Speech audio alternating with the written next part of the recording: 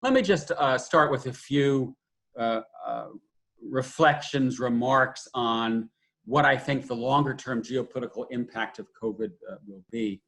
Uh, I'm not one who thinks that this is a historical breakpoint in the sense that the world after COVID-19 will look remarkably different than the world before. I think we will get to that world more quickly.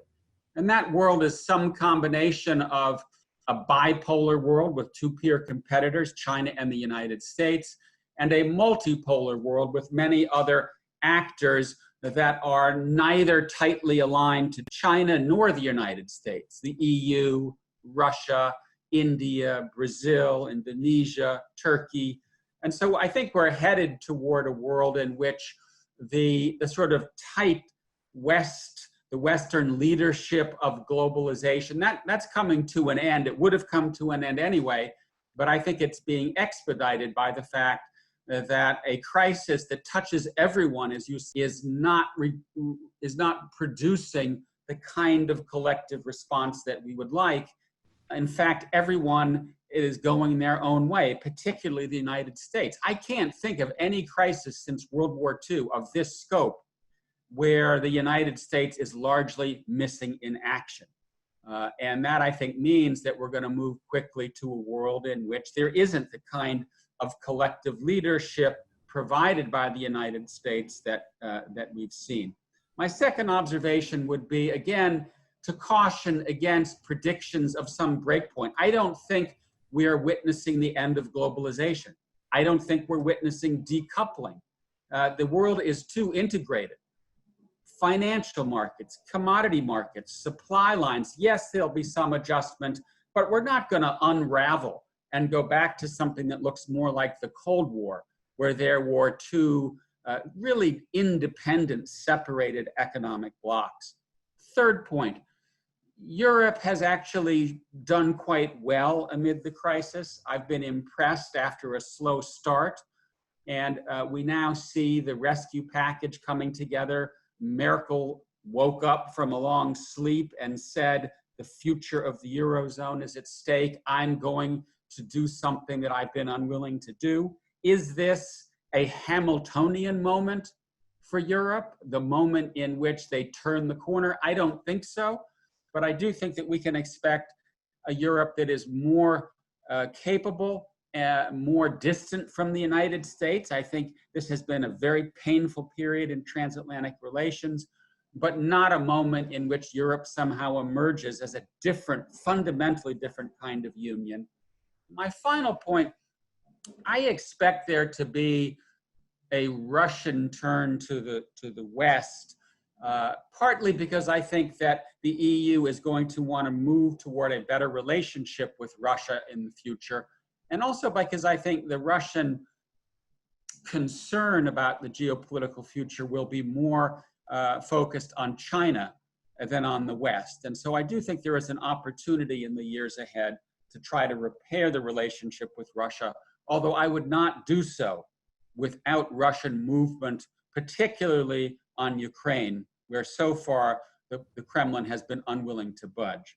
And I say that in part because what we are witnessing today in many parts of the world is the economies opening up, despite the fact that the scientists are telling us that's a bad idea, because the economies rule. And in the end of the day, are Trump and Macron and Conti and others going to tell their companies, hey, get out of China? Hey, pull out of this. No, they're not going to. Why? Because they're there to make money. They are there because it works. And so, yes, there'll be adjustments. Is this the end of the globalization that has been taking shape over the last 200 years? No. The trajectory of the EU has been very impressive. A very slow start. Italy was on its own. China was the country that sent medics and medical equipment. And then suddenly Brussels, Germany, the others wake up. And since then, there has been a collective effort that I think is a good sign for the future. And no question that Berlin has been part of the reason I worried that over the last 2 years, Merkel was simply too risk averse. She wasn't saying, meeting Macron halfway. Macron would give a great speech about the future of Europe, and Berlin would say nothing. That's now changing. The rescue plan is a big deal. But as I said, I'm thinking that it's more of a one-of than the beginning of a new move towards the mutualization of debt, toward fiscal union, and towards the Europe that some people think should be there. So I would say very positive development. Europe has wind in its sails. Let's withhold judgment about whether this is a historical turning point for Europe or just a very good run. I think that within Europe and across the Atlantic, even if Biden wins, there will be a lot of difference of opinion on China. Right now we see a real head of steam building between U.S.-China rivalry. It's intensified quite dramatically since the pandemic broke out. And I think it's going to be very hard to reverse. My best guess is that the European Union and its individual member states are not going to want to insert themselves in the middle of a fist fight between Beijing and Washington. We already have some evidence on the Asian Investment Infrastructure Bank, on Huawei, on Belt and Road, on investments in ports in Europe, that some days the EU is going to side with the US, some days it's going to side with China. I think those days are going to continue.